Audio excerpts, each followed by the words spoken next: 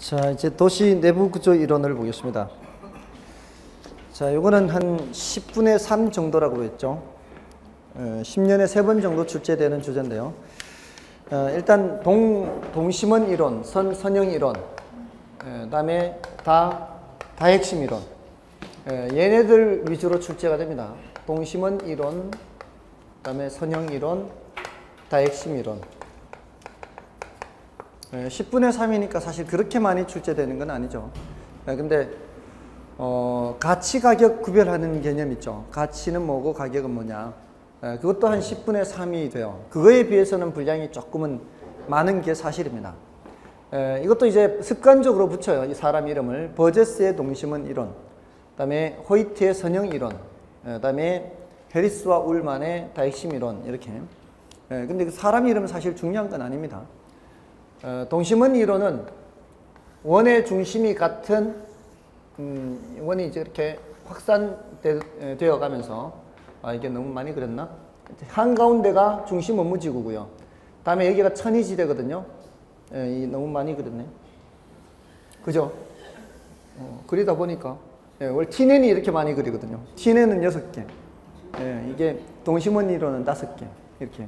근데 그 개수도 중요하지 않아요, 사실은. T넨은 뭐 6개의 원이다, 권역이다, 이렇게 하는데, 한가운데 중심 업무지구고요. 원래는 이러지 않았어요. 원래는 이렇게 이제 단순했어요, 도시가. 여기 이제 모든 기능이 다 밀집되어 있죠.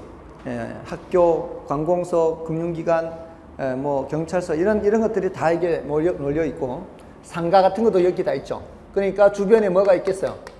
주변에 주택이 있겠죠. 근데 도시가 이제 더 확장되는 거죠. 사람들이 몰려들면서. 그러면서 이 바깥에 이제 주택을 짓게 되는 거죠. 여기는 허름한 지역이 되겠죠. 오래되면서. 그러면서 이쪽이 이제 더 주거 지역이 형성되기 시작하고요. 그러면서 더 확장이 되게 되면은 이쪽은 점점 더 슬럼 지역처럼 돼요. 점점 더 슬럼 지역처럼 된다는 얘기는 여기가 우범지대가 될 가능성이 많아요. 그러면은 그 주변 지역에는 소득 수준이 낮은 사람이 살고요. 그 바깥에 소득 수준이 높은 사람이 살게 돼요. 그리고 더 확장이 되면은 이제 통근자 지대가 나타나요. 여기 이제 도심으로 출퇴근하는 사람들. 그래서 중심 업무지구 천이지대라 그러죠. 전이지대 또는 천이지대. 그 다음에 여기가 저소득 주거지대, 고소득 주거지대, 통근자 지대. 이런 식으로 도시가 성장한다는 겁니다. 굉장히 도시 성장 구조에 대한 단순한 모습이죠. 그러니까 튀넨의 고립국 이론에서 본떠 온 거예요, 이게. 이거는 한 100년 전 이론이고요. 튀넨은 200년 전쯤의 이론이에요. 근데 이게 너무 단순화된 거죠. 도시 성장을 너무 단순하게 얘기하고 교통망을 전혀 고려하지 않았어요. 사방팔방 교통 조건이 똑같다고 가정하는데 이 선형 이론은 뭘 강조한 거예요? 교통축, 교통망을 강조한 거죠. 교통망이 있는 쪽으로 도시가 더 성장한다는 겁니다. 그리고 이 교통망이 있는 쪽 축에 여기는 이제 경공업지대가 있어요. 경공업지대. 경공업지대가 존재하고요. 그럼 그 경공업지대에 일하는 사람들이, 근로자들이 어디 살겠어요? 그 주변에 살겠죠. 그럼 그 주변이 이제 저소득 주거지대가 되고요. 고소득 주거지대는 그 반대편, 주거분리 현상이 나타나요. 여기가 고소득 주거지대예요. 저소득 주거지대는 있죠. 고소득 주거지대는 있죠. 저소득 주거지대는 여기도 있기는 해요. 이 동심원 이론이 발전한 거죠. 그리고 중급주택지대는 이쪽 바깥에 양쪽으로. 그러니까 저소득, 중급, 고급 이렇게. 이런 식으로 주거 분리 현상을 설명을 하고 있고요. 또 이 이론은 지나치게 고급주택 지역을 강조한 그런 비판을 받아요. 그리고 주택 지불 능력이 중요한 주거 요인이 돼. 중요한 이 요인이 돼요. 어디에 뭐가 자리 잡느냐 하는 게 주택 지불 능력에 따라 달라진다라고 봤어요. 이 이론이 이제 선형 이론이고요. 그래서 이 동심원 이론을 조금은 발전시켰죠. 교통축을 강조해서 원을 변형한 이론으로, 원을 변형한 모습으로 도시가 성장한다 그러는데, 얘네들의 한계가 뭐예요? 둘 다 공통점은 핵이 한 개밖에 없어요. 핵이 한 개밖에. 그래서 현대 대도시를 설명하기에는 좀 곤란하죠. 그래서 다핵심 이론이 등장한 거죠. 여러 개의 핵을 형성하면서 도시가 성장한다는 거죠. 여기에도 중심 업무지구는 있어요. 여기에도 중심 업무지구는 있지만 여기에서의 중심 업무지구는 모든 기능들이 다 들어와 있죠. 모든 기능이 다 들어가 있지만 여기서는 중심 업무지기가 모든 기능이 다 들어와 있는 건 아니고 기능이 여러 가지로 분화되어 있어요. 여러 개의 핵을 형성하면서. 그리고 그 여러 개의 핵을 형성하는 이유가 4가지 정도가 있어요. 동종 업종들은 한데 모여 입지하는 것이 유리할 수가 있죠. 다음에 그 이종 업종은 서로 이해가 상반되기 때문에 분산 지향을 하기도 해요. 다음에 어떤 업종은 지대 지불 능력이 높기도 해요. 어떤 거는 낮고요. 지대 지불 능력이 높은 업종은 도심에 자리를 잡고요. 그리고 지대 지불 능력이 낮은 업종은 외곽에 자리 잡고요. 다음에 특정 위치나 시설을 필요로 할 때, 특정 위치 시설을 필요로 할 때, 그 특정 위치나 시설 주변에 자리를 잡게 되는 거예요. 핵을 하나를 만들게 되죠. 이런 것들, 뭐 법원 근처에 뭐 변호사 사무실이나 법무사 사무실이 있다든가 뭐 이런 이유로 인해서 다핵심을 만들게 되는 겁니다. 자, 이 몇 개 중에서요, 그 13번을 풀어보겠습니다. 그 13번 위에 그 맨 위에 보시면은 유상도시 이론이라는 게 있어요. 유상도시 이론. 그거는 이제 저 3가지 외에는 이제 참고로 보는 건데요. U자가 매듭 U자예요. 매듭 U. 매듭 U라는 단어 들어보셨나요? 한자로. 매듭 U. 한글로는 U예요. U. 다뉴 조문경, 무슨 불경 경전에 나온 얘기 같죠. 이게 뭔가 하면은 이 청동 거울 중에요. 청동 거울 아시죠? 옛날 청동기 유물. 이 테두리에 이게 새끼꽃 모양처럼 이렇게 이런 문양 있는 거 있죠. 이렇게 새끼 이렇게 꽃 모양처럼. 이게 이제 매듭이거든. 매듭. 여러 개의 매듭이 있는 거친 무늬 거울이란 뜻이에요. 이 조자가 가능조소득 총소득 할 때 그 조자예요. 여러 개의 매듭 유자예요. 근데 거친 무늬, 거칠 조자예요. 조소득 할 때 대충의 소득, 조소득, 총소득이에요. 무늬 문자예요. 거울 경자예요. 청동 유물 이름이에요. 단유 조문경. 근데 그때 유자가 제가 지금까지 받는 그 매듭 유 오직 여기 한 군데 단유 조문경. 근데 이게 무슨 이론인가 하면은 미국의 벨이라는 학자가 벨이라고 하는 학자가 도시를 위에서 내려다 봤더니 그 간선도로가 여기저기 얽히설키 이렇게 있는 모습이 꼭 매듭 지어진 모습처럼 간선도로가 있고 그 간선도로 주변에 주택이나 업무시설들이 이렇게 보이더라는 거예요. 그래서 이걸 리본 이론이라고 해요. 리본 이론을 번역한 것이 유상이에요. 유상. 매듭 모양이다 이 뜻이에요. 매듭 모양. 모양 상자. 유상도시 이론. 그래서 이 간선도로 주변에 뭐가 있다? 간선도로 주변에 주택이나 업무시설들이 있더라는 거예요. 주택이나 업무시설. 이거는 이제 위에서 내려다 봤더니 그런 거예요. 이것도 이제 교통망을 좀 강조한 이론이죠. 교통망에 따라 도시가 그렇게 형성된다. 참고로 아시면 되고요. 그 밑에 13번을 풀겠습니다. 다음은 도시 내부 구조 이론에 대한 설명이다. 틀린 것은 1번 동심원 이론은 튀넨의 동심원 모델에 근거해서 도시 공간을 설명하는데 도심이 중심에서 외곽으로 동일하게 커져가며 고소득층은 저소득층에 비해 외곽에 입지한다는 이론이다. 고소득층은 저소득층에 비해서는 동심원 이론에서는 외곽에 있죠. 맞고요. 그 다음에 선형 이론에서는 도시는 동심원처럼 동일하게 커가는 것이 아니라 교통축을 따라 부채꼴 모양으로 확장된다고 한다. 맞고요. 선형 이론에서는 고급 주거지는 교통망의 축에 가까이 입지하고 저급주택은 그 반대편에 입지하는 경향이 있다고 한다. 맞죠? 다핵심 이론에 의하면 도시는 여러 개의 핵심으로 분화되어 발전해가기 때문에 지가 구조가 도심에서 외곽으로 갈수록 급격히 그리고 지속적으로 하락하는 경향을 보인다. 다핵심 이론은 그렇지 않습니다. 핵이 여러 개이기 때문에 부도심 같은데 이런 데 가서는 다시 지가가 올라갈 수도 있는 거죠. 4번이 틀렸고요. 구도시와 중소도시는 주로 단핵도시 형태로 발전했으며 신도시와 대도시는 주로 다핵도시 형태로 개발된다. 대체로 그렇다는 얘기입니다. 절대적인 것은 아니고요. 대체로 그렇다. 자, 하나만 더 풀어보겠습니다. 14번 넘어가서 도시 공간 구조 이론에 관한 설명으로 옳은 것으로 짝지은 것은 기억에 호이트의 선형 이론에 따르면 주택 지불 능력이 낮을수록 고용 기회가 많은 도심 지역과 접근성이 양호한 지역의 주거 입지를 선정하는 경향이 있다. 호이트의 선형 이론에 이런 얘기가 나오던가요? 주택 지불 능력이 낮은 사람들이 도심 지역과 그 접근성이 양호한 지역의 주거 입지를 선정하는 경향이 있다. 이것보다는 그 주택 지불 능력이 낮은 저소득층은 어디 근처에요? 이런 경공업지대 근처에 있죠. 이런 경공업지대 근처에 있고요.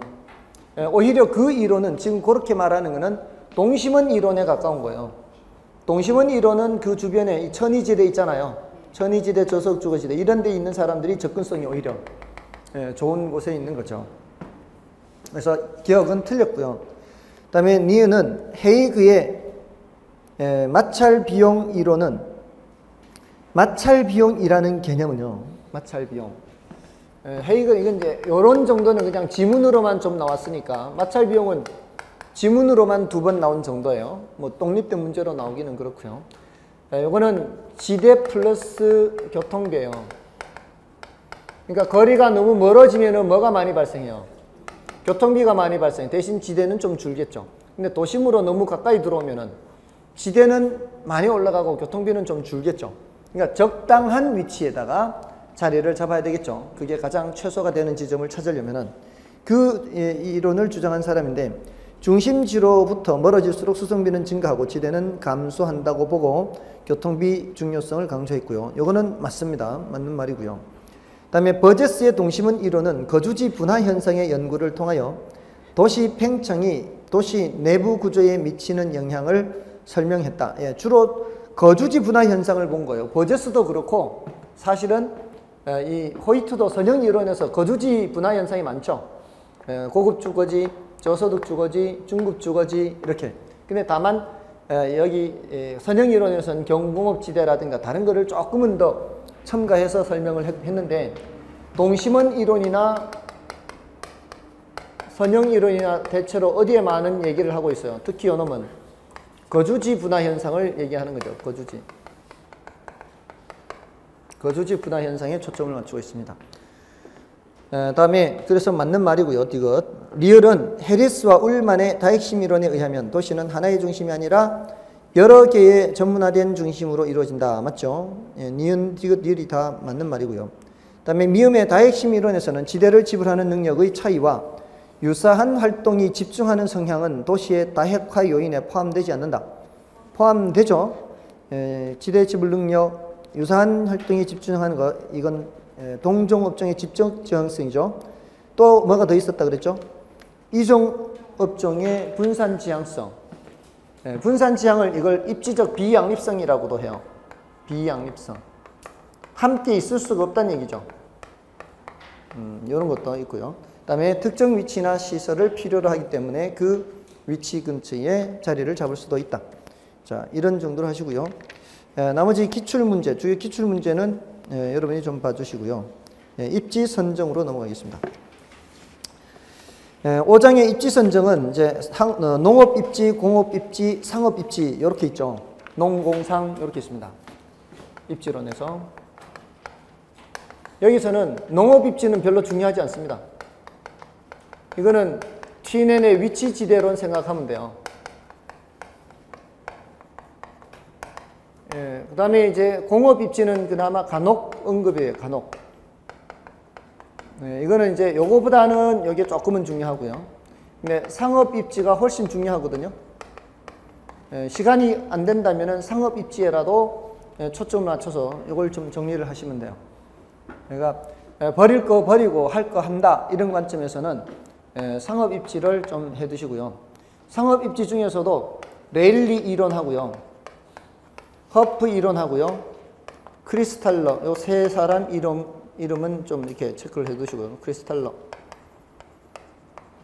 요 세 이론하고요. 그 다음에 점포 유형 있죠. 점포 유형의 집집 국산 전선편 하는 거 있어요. 집집 국산 전선편. 집심이고요. 이거는 집재고요. 국부적 집중성이고요. 산재성이고요. 전문품점은 이렇게 연결이 되고요. 선매품점은 대체로 이렇게 연결이 되고요. 얘가 집심이 될 수도 있고요. 그 다음에 편의품점은 산재성하고 대체로 연결이 돼요. 집심성, 얘는 중심이에요. 중심. 심자, 배후지의 중심. 중심이라는 단어 빼고 설명할 수가 없어요. 얘는 중심이라는 단어가 들어가면 안 되는 거예요. 근데 한 대에 모여 있기만 하면 돼요. 중심에 모여 있지 않아도 돼요.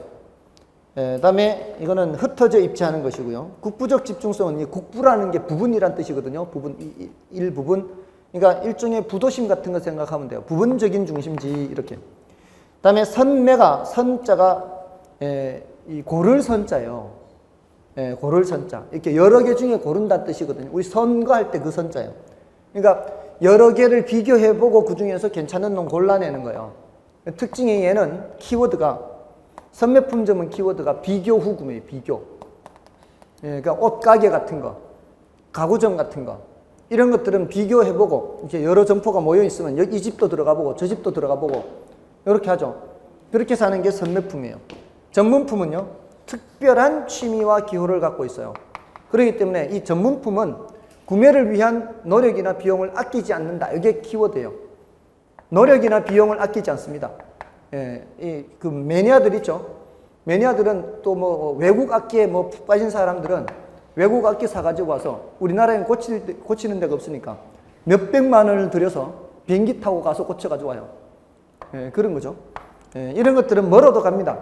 그러니까 배우지의 중심에 입지하는 것이 유리해요. 이런 것들은. 키워드를 위주로 기억하시면 돼요. 키워드. 집집 국산 전선편 이렇게. 다른 건 몰라도 입지론에서 이거는 꼭 체크하시라고요. 이런 거는 이제 이런 문제 같이 풀 때 좀 하시더라도 그래서 지금 324쪽, 325쪽에서는 뭐 중요한 거는 별로 없습니다. 이게 1번, 2번 풀어는 보시더라도 틀린다고 해서 특별히 더 따로 시간을 낼 필요는 없고요. 그 중에 이제 325쪽에 3번에 TN의 입지 이론과 지대, 이게 농업 입지론이거든요. 그거는 하나 풀어보겠습니다. 3번. TN의 입지 이론과 지대에 관한 설명 중 틀린 것은 1번. 토지는 용도가 다양하므로 입지 경쟁이 유발되고 가장 높은 지대를 지불하는 입지주체에게 토지는 할당된다. 그렇다고 볼 수 있죠. 그 다음에 입지 경쟁으로 입지지대가 발생하여 도심에서 지가는 가장 높고 외곽으로 갈수록 지가는 낮아진다.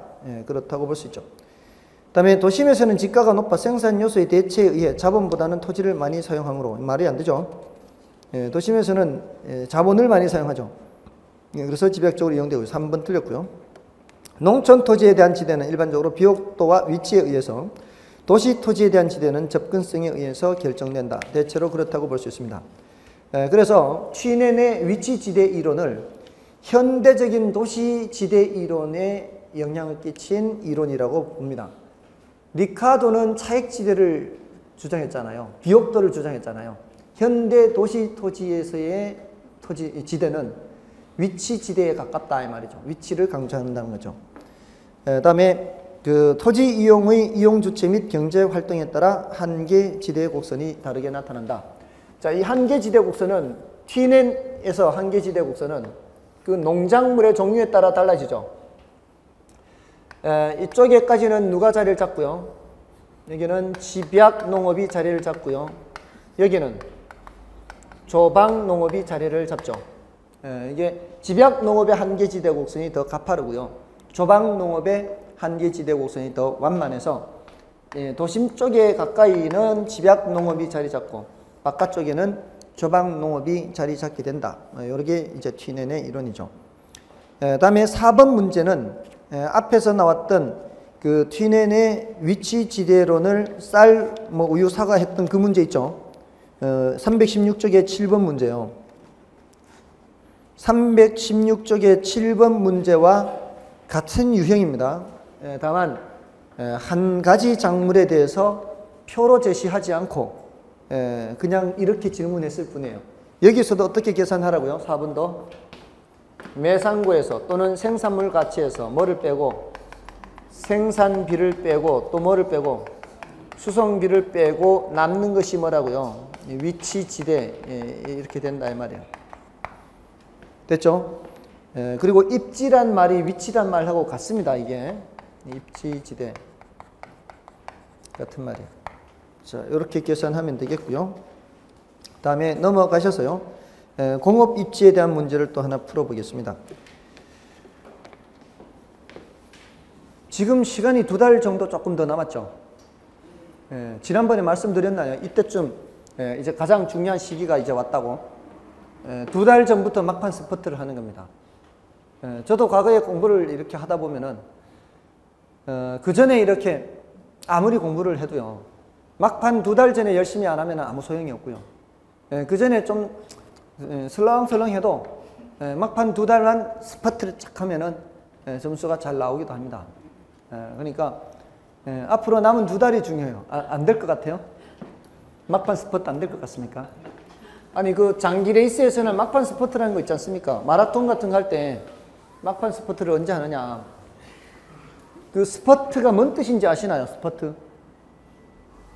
스퍼트. 막판 스퍼트 한다 그러잖아요.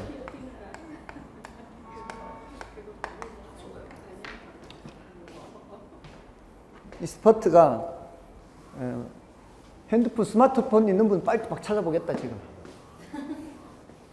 이 박차란 뜻입니다. 박차. 박차가 어디 쓰는 물건인지 아시죠? 말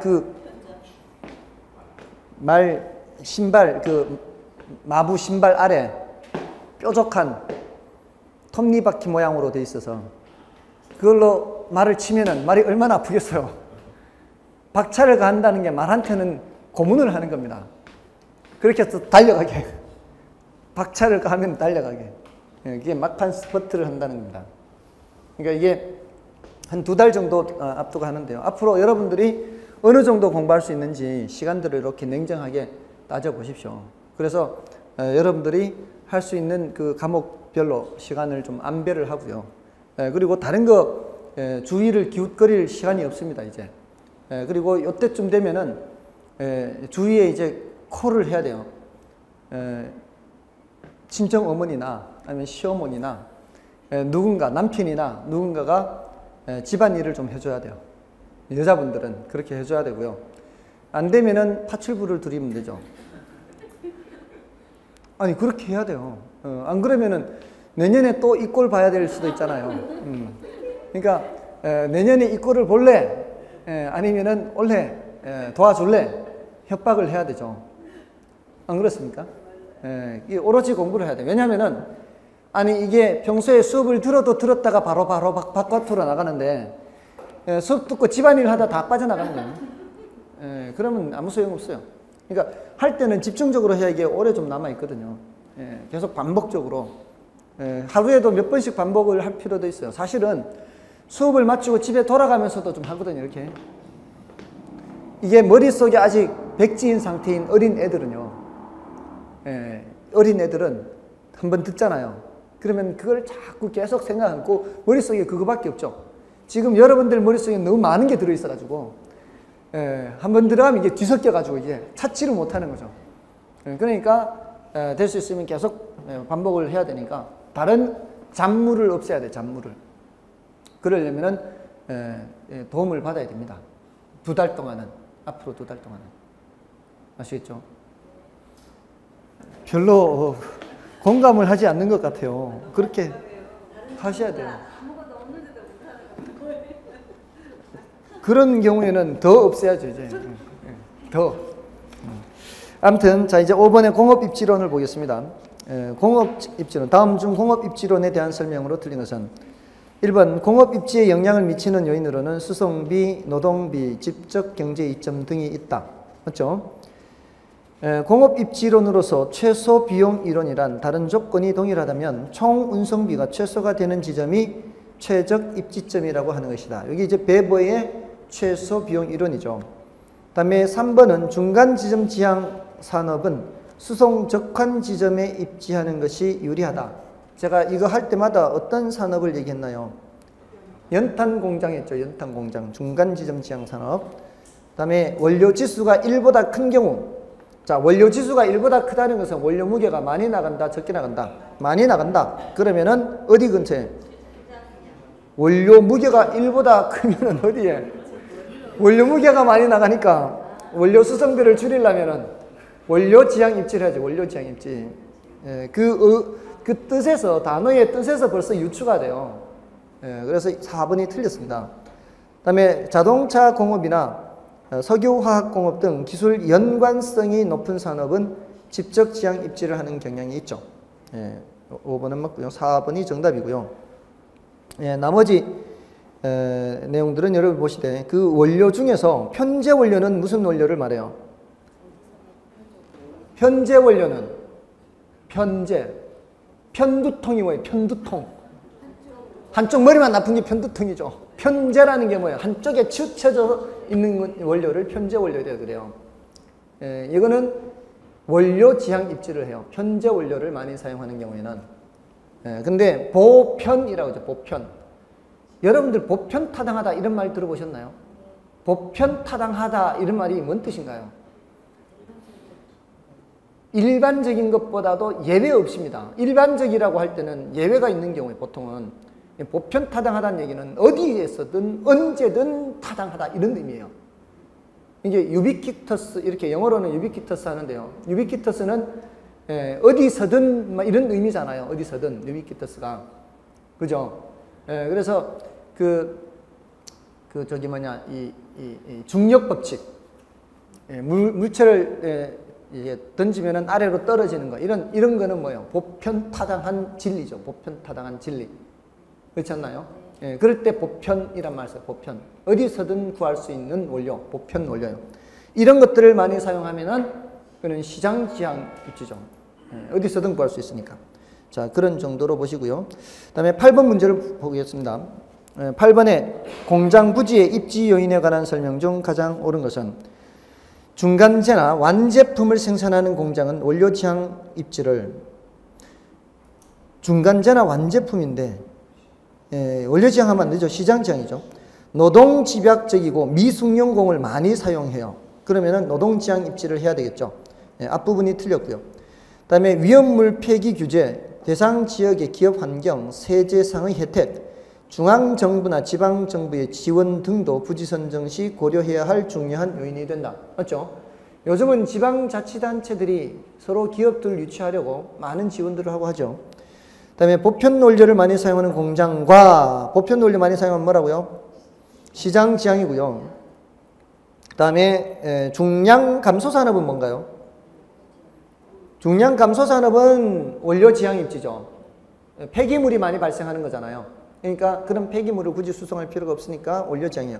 근데 보편 원료를 많이 사용하는 공장은 좀 전에 했잖아요. 시장 지향이라고. 안 맞죠, 짝이. 짝이 맞지 않습니다. 그 다음에 4번 운송비 비중이 적고요. 기술 연관성이 높으며 계열화된 산업에 계열화는 계층 체계로 되어 있다는 얘기죠. 그런 경우에는 직접 지향 입지고요. 4번 틀렸고요. 그 다음에 5번은 원료 지수가 1보다 크다는 것은 입지 중량이 2보다 크다는 겁니다. 다. 원료 지수는 기준이 되는 숫자가 1이고요. 입지 중량은 기준이 되는 숫자가 2입니다. 근데 원료 지수가 1보다 크다는 것은 입지 중량이 2보다 크다는 것이에요. 이럴 때는 원료 지향 입지를 하는 경향이 있습니다. 입지 중량은 중요도는 좀 낮은 용어입니다. 우리 시험에서는 원료 지수 정도면 충분하다고 볼 수 있고요. 9번은 이제 여러분이 보시고요. 10번은 어떤 내용인가 하면은 레슈의 최대 수요 이론이거든요. 레슈의 최대 수요 이론은 참고로 봐주는 거예요. 아직까지 한 번도 출제는 안 됐는데 한 번 정도는 이제 어쩌다 언급이 될 수 있으니까 들어두시는 거죠. 이거 지난 5월, 6월 수업에 말씀을 드렸죠. 레슈의 최대 수요 이론에서 수요 원추체 말씀드렸죠. 수요 원추체. 어떤 지점에서 그 지점에서의 높이가 뭐고요? 그 지점에서의 높이가 그 지점에서의 수요의 크기예요. 자, 여기가 공장 위치예요. 공장 위치를 여기에 한다면 여기에서 수요가 가장 클 것이고 거리가 사방팔방으로 이렇게 멀어지면은요. 그러면서 수요 크기는 점점 줄어들겠죠. 멀어지면서. 그 지점에서의 높이가 뭐고요? 그 지점에서의 높이가 바로 뭐예요? 수요의 크기입니다. 어떤 지점에서의 높이가 수요의 크기. 그리고 이게 제로가 되죠. 이제 수의 크기가. 높이가 제로가 되니까. 요 바닥 원 있죠. 예, 이 바닥의 원 넓이는 뭐를 말하는 거예요? 배후지를 말해. 배후지. 배후지가 이만큼이고요. 각 지점에서의 높이는 뭐고요? 각 지점에서의 높이. 그 지점에서의 수요. 그 지점에서의 수요. 이렇게. 네, 그리고 이 전체 부피는요. 용적 부피는. 이 전체 부피는 전체 수요의 크기가 돼요. 전체 수요의 크기. 그래서 뭐가 제일 큰 곳을 선택하라. 이 부피가 제일 큰 곳을, 이 위치에 따라 이게 좀 다를 수 있잖아요. 예, 부피가 제일 큰 곳이 최적 입지점이라는 거죠. 그 지점이 수요를 가장 크게 할 수 있는 곳이라는 겁니다. 그래서 1번을 보시면 레일리의 법칙에 의하면 두 중심지 사이에 위치하는 소비자에 대하여 두 중심지가 미치는 영향력의 크기는 그 두 중심의 크기에 비례하여 배분된다. 지금 제가 뭘 하고 있나요? 이 정도만 설명하고 지금 지나가려다가 저것만 이론만 설명하고 지나갈 생각으로 지금 문제는 13번을 풀고 있습니다. 지금 그 정도인데요. 이론 설명은 이 정도입니다. 근데 1번에 보시면은 그 배부의 최소 비용 이론이 판매 조건을 일정하다고 보았다면 레슈의 최대 수요 이론은 비용 조건을 일정하다고 보았다. 여기에 이제 그 배부하고는 반대로 얘기한 거죠. 배부는 최소 비용 이론이잖아요. 그거는 판매 조건을 일정하다고 보고 그런 조건에서는 비용을 가장 적게 하는 곳에다가 공장을 지으라고 했고요. 반대로 레슈는 비용을 일정하다고 본 겁니다. 비용을 일정하다고 봤으니까 거꾸로 레슈는 뭐를 극대화시켜야 되는 거예요? 수요를 극대화시켜야 되는 거예요. 그래서 그런 얘기를 할 수 있는 거고요. 그 다음에 이번에 수요 원추체, 바닥의 어떤 위치에서의 높이는 그 위치에서의 상품의 가격이 아니고 뭐라 그래요? 그 위치에서의 수요입니다. 상품의 가격이 아니고요. 그래서 2번이 틀렸고요. 그 다음에 수요 원추체 바닥 면적은 시장 범위를 나타내고요. 그 다음에 수요 원추체의 부피는 총 수요량이 돼요. 전체 수요량이. 그 다음에 중심지에서 멀수록 높아지는 가격을 수요자가 부담하므로 중심지에서 멀수록 수요량이 감소합니다. 이 소리가 뭔 소리인가 하면은 중심지에서 멀수록 왜 가격이 높아질까요? 중심지에서 멀수록 수송비가 점점 반영이 되겠죠. 수송비가 가격에 반영이 되니까 수요자 입장에서는 점점 가격이 더 비싸지니까 수요량은 점점 줄어들게 된다. 이런 뜻입니다. 자, 그런 내용들이고요. 뭐 한 번 정도 참고로 보는 정도입니다. 나머지는 이제 여러분이 봐주시고요. 상업 입지론으로 넘어가셔서는 상업 입지는 조금 이제 더 문제를 많이 풀어봐야 되겠습니다. 상업 일단 13번을 보시고요. 레일리의 법칙에 의하면 두 중심지 사이에 위치하는 소비자에 대하여 두 중심지가 미치는 영향력의 크기는 두 중심의 크기에 비례하여 배분된다. 맞죠? 레일리의 소매 인력 법칙에서 가장 중요한 공식은 이거죠. 흡인력. 흡인력은 거리의 제곱에는 반비례하고 크기 또는 인구 해서 여기는 비례한다. 크기에는 비례하고 거리의 제곱에는 반비례한다. 저 공식이 가장 중요합니다. 다음에 레일리의 소매 인력 법칙에 의하면 규모가 다른 두 도시 상권의 경계는 규모가 큰 도시에서 보다 가까이 형성될 것이다. 경계는 어디에서 가까이? 작은 도시에서 가까이 형성되겠죠. 큰 도시는 상권이 더 클 거 아니에요. 상권이 더 크게 형성돼. 이런 식으로 좀 크게 형성되고요. 작은 도시는 상권이 작게 형성되니까 경계는 작은 도시에 가까이 형성이 됩니다. 그래서 2번 틀렸고요. 다음에 3번에 레일리의 소매 인력 이론에 의하면 두 도시 간에 장애 요인이 있다고 하더라도 그 이론이 그대로 적용될 수 있다. 장애 요인이 있으면 안 됩니다. 이 레일리 이론은 이게 뉴턴의 만유 인력 법칙과 똑같아요. 이게 뉴턴의 만유 인력 법칙. 뉴턴의 만유 인력 법칙은 이게 세상 만물은 당기는 힘이 있다. 이렇게 해서 우주 전체가 서로 당기고 밀고 하는 힘이 딱 균형을 맞추고 있는 거죠. 그러니까 이 저거 사이에 아무런 장애 요인이 없죠. 그래서 그 왜 우주 속도로 쌓아 올리면은 이렇게 우주 공간에서는 한번 그 속도가 딱 되면은 그 속도가 계속 유지가 되죠. 그 이유는 거기에는 저항이 없으니까. 지구 이 대기권만 해도 공기 저항이라는 게 있죠. 공기 저항이 있는데 우주 바깥으로 나가면은 저항이 없으니까 계속 가는 거죠. 제1우주 속도라고 해서요. 이 지구의 중력권만 벗어나는 속도가 제1우주 속도거든요. 제가 알기로 그게 7.9km인가 7.3km가 그래요. 초속. 1초에 7.9km. 그러니까 중력권을 벗어날 때 속도요. 중력권을 벗어날 때 속도가 그렇게 되면은 지구로 다시 떨어지지 않고 지구 주위를 돈다고 해요. 그러니까 인공위성들은 그렇게 제1우주 속도로 쏘아 올리는 거죠. 그래서 이 지구 주위에서 지구를 관찰하는 거죠. 근데 달로 가려면 어떻게 해야 돼요? 달로 가려면은 지구 주위에서 뺑뺑 돌면 안 되잖아요. 가야 달로 갈 거 아니에요. 그는 제2우주 속도.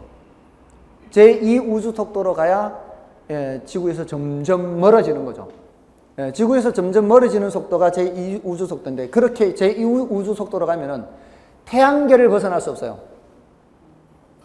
결국은 태양 주위를 돌게 되는 거예요. 태양 주위를. 그러면 태양계를 벗어나려면 어떻게 해야 돼요? 다른 수금, 지화, 목토, 천해 뭐 이런 얘네들을 계속 탐사를 하려면은 태양계를 벗어나는 속도로 가야 되잖아요. 이거는 제3우주 속도라고 해요. 그러니까 7.9km, 11km, 13km 제가 알기로는 그 정도인데요. 초속 11km에 1초 만에 한 30리를 가야 돼요. 보이저 2호가 그렇게 간 거죠. 보이저 2호가 지구 중력권을 벗어날 때. 어쨌든 이 뉴턴의 만유인력법 우주 전체사에 아무런 장애 요인이 없어요. 근데 이걸 그대로 썼기 때문에 레일리는 이 두 도시 간에 뭐 비포장 도로가 있다거나 이런 게 있으면 안 되는 거예요. 이걸 적용할 수가 없어요. 또 그 사람들의 인식에 따라서요. 거리는 가까운데 잘 안 가는 게 있어요. 지역에 따라서. 거리가 더 먼 곳을 가기도 해요. 그런 경우에도 좀 달라질 수 있어요. 제 고향은요. 지금 그 가까운 곳이 경북 예천이 더 가까워요. 안동보다. 안동은 100리길이고요. 예천은 70리길이에요. 근데 말은 이쪽하고 더 가까워요. 이쪽보다는. 경북 예천보다는. 경북 예천은 그 끝에 질문이 했어요? 그래요. 그게 존댓말을 쓰는 게 아니라 했습니까? 라는 의미로 했어요. 그래요. 근데 우리 동네는 그렇게 하지 않고요. 했니껴? 그래요. 했니껴? 그 동네에서만 그렇게 써요. 그래서 대학 다닐 때 어떤 아주머니께서 저한테 이렇게 묻는 거예요. 이거 학교 앞에서 저기 303번 타려면 어디로 가야 되니껴? 그래요. 그래서 저리저리 가시라고. 혹시 경북에서 오셨나요? 했더니 왜 아십니까? 자, 아무튼 그런 인문적인 특성이 있잖아요. 이 습관이라든가 자연적인 장애 요인이 있으면은 레일리 이론을 그대로 적용할 수가 없어요. 레일리는 아무런 장애 요인이 없다고 생각하고 한 거예요. 그래서 3번 틀린 거예요. 근데 요 이론을 발전시킨 사람이 누구예요?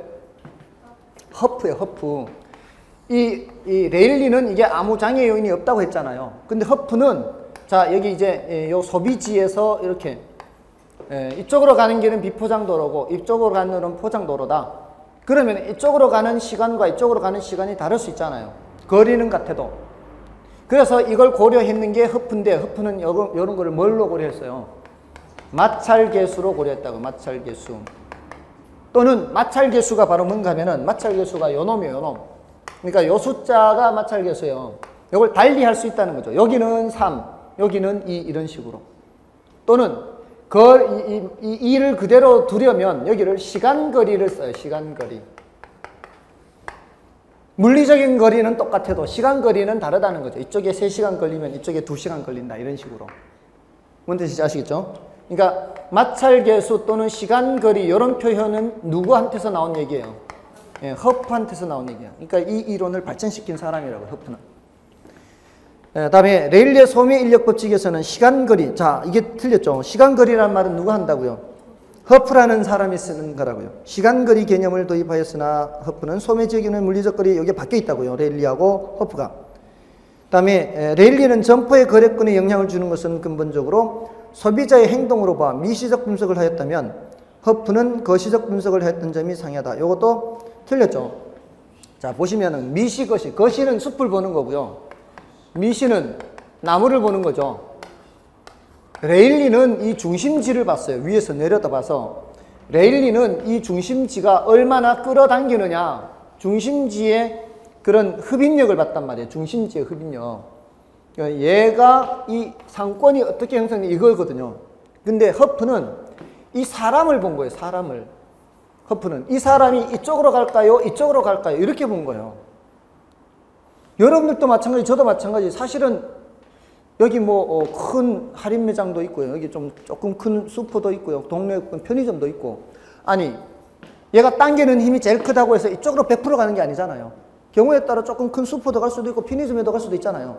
그러니까 허프는 이 사람이 이쪽으로 갈 수도 있고 이쪽으로 갈 수도 있다. 경우에 따라 아주 작은 점포에도 갈 수도 있다. 이렇게 해가지고 얘네들이 당기는 힘을 각각 계산하는 거예요. 얘가 한 70 된다. 얘가 20 된다. 얘가 10이다. 그러면은 100번을 나서면은 70번은 이쪽으로 가고 20번은 이쪽으로 가고 10번은 이쪽으로 간다. 이렇게 하는 거예요. 당기는 힘을 계산해가지고. 근데 그 당기는 힘 계산할 때 이렇게 하는 거예요. 힘 계산할 때는 똑같이 해요. 힘 계산할 때는 똑같이 하는데 다만 이 사람을 본 거죠. 사람을. 이게 바로 무슨 분석이라는 얘기예요? 미시적 분석이라는 얘기예요. 그래서 확률 모형이라고. 확률 모형. 확률 모형에서 이쪽으로 갈 수도 있고 이쪽으로 갈 수도 있고 이쪽으로 갈 수도 있다. 다만 이쪽으로 갈 확률이 높다. 이렇게 하는 거죠. 됐나요? 예, 그게 이제 허프의 이론인데 거기에다가 이제 레일리하고의 차이점이 뭐예요? 레일리는 두 중심지 사이에서의 상거래 흡인력만 본 거지 여러 중심지는 안 봤잖아요. 근데 허프는 뭐까지 본 거예요? 여러 중심지, 이 점포가 아무리 여러 개도 관계없어요. 다 계산하면 되니까. 다 계산해서 다 더해서 70, 다 더해서 20, 다 더해서 10, 다 더해서 몇 이렇게 하면은 각각의 점포들이 당기는 그 점포들이 차지하는 시장 점유율도 계산할 수 있어요. 각각의 점포의 점유율. 그렇게 하는 것이 바로 허프, 발전시킨 사람이에요. 그래서 4번 그렇고요. 그 다음에 나머지 다 됐죠? 예, 됐습니다. 자, 넘어가셔서요. 그 14번 문제, 요거는 이제 여러분이 좀 봐주시고요. 15번 문제는 이거 계산 문제 이거 저거 몰라도 되죠? 공식 몰라도 되죠? 이게 15번 문제가 컨버스 분기점 모형인데 아직까지 한 번밖에 출제가 안 됐어요. 예, 나머지 넘어가시면 332쪽 그 계산 문제들은 여러 번 출제됐는데 컨버스의 분기점 모형은 아직 한 번밖에 출제가 안 됐어요. 하나는 1200이고 하나는 2700이에요. 이쪽은 1200, 이쪽은 2700이에요. 2700. 자, 이 경계를 묻는 문제죠.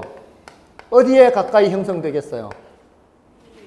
작은 쪽 가까이 형성되지 않나요? 경계는? 이게 경계가 더 크니까. 이게 상권이 더 크니까. 맞나요? 그러면은 지금 이게 A에서 B까지 10km잖아요. 그러면은 찍더라도 5번 찍으면 이건 바보 같은 거죠. 맞나요? 5번 찍으면 바보예요. 이건 딱 한가운데인데. 자, 근데 어떻게 하느냐 하면은 일단 경계 지점에서는 얘가 당기는 힘과 얘가 당기는 힘이 같겠죠. 그 힘이 같은 거예요. 힘이. 자, 그러면 이게 크기가 몇 대 몇이에요? 크기가 몇 대 몇이에요? 크기가 몇 대 몇? 이게 빨리 보여야 되는데 12대 27 빨리 보이나요? 12대 27을 더 간단하게 할 수는 없나요?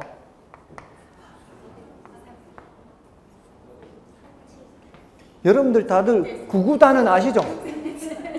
3일은 3, 3, 2, 6, 3, 4, 12, 3, 9, 27이잖아요. 3의 4배, 3의 9배잖아요. 몇 대 몇? 아무리 계산을 오랫동안 안 해도 좀 심하다. 예, 9구단을 다 까먹었네. 4대 9잖아요. 4대 9. 크기가 몇 대 몇이에요 지금? 크기가 4대 9잖아요. 그러면 지금 분자가 4대 9란 얘기예요. 그럼 분모도 4대 9가 돼야 이 힘이 당기는 힘이 똑같다고요. 분자가 4대 9, 이 크기가 4대 9라는 저 공식이 굉장히 중요해요. 그럼 거리의 제곱도 몇 대 몇이 돼야 돼요? 4대 9가 돼야 돼요. 거리의 제곱도 4대 9. 그럼 제곱해서 4가 되고 제곱해서 9가 되려면 이 안에는 2대 3이 돼야 된다. 속에 있는 게 뭐예요? 속에 있는 게. 속에 있는 게 거리잖아요. 맞나요? 그러니까 몇 대 몇인 것만 찾으면 그 다음에는 이 속에 이게 제곱수란 말이에요. 얘네들은 제곱수. 제곱수이기 때문에 제곱이 되기 전에 숫자 2대 3을 찾으면 총 몇 대 몇으로 해서 총 2대 3, 총 5등분을 해서 2개는 저쪽에 3개는 이쪽에 놓으란 얘기 아니에요. 그러니까 10kg를 총 5등분을 하면은 한 칸이 2kg잖아요. 2kg에 2칸은 저쪽에 4, 3칸 이쪽 6은 이쪽 4대 6 맞나요? 그러면은 사실 어렵지 않거든요. 이게 몇 대 몇을 빨리 찾으면 되니까. 그나마 제가 이 숫자를 어렵게 한 거예요. 이게 우리 시험에서는 이렇게까지 어렵게도 안 나왔단 말이에요. 그죠? 그러니까 나올 수 있는 경우는 몇 밖에 없다 그랬어요. 1대 4가 되든가 1대 9가 되든가 4대 9 외에는 제가 생각하기에는 더 이상 숫자를 내기가 어려워요. 1대 16은 너무 크고요. 그죠? 예, 1대 16은 너무 차이가 크잖아요. 1대 16은. 또 9대 16은 이게 3대 4가 되거든요. 그럼 7등분을 해야 돼요. 7등분 하는 숫자를 내기가 어렵단 말이에요. 예, 그럼 14kg 뭐 이렇게 해야 되거나 이렇게 해야 되거든. 예, 아무튼 이렇게 하면은 어렵지 않게 알 수 있습니다. 그래서 4번이 정답이 되는 겁니다. 됐죠? 다음에 그 16번의 경우는 그 상권에 관한 입지론에 대한 설명을 드린 것은 여기서는 앞에서 지금 했는 것이 그대로 반복되고 있거든요. 그래서 이거는 이제 여러분이 좀 봐주시고 넘어가셔서 좀 쉬고 넘어가셔서 계산 문제 이후로 보겠습니다.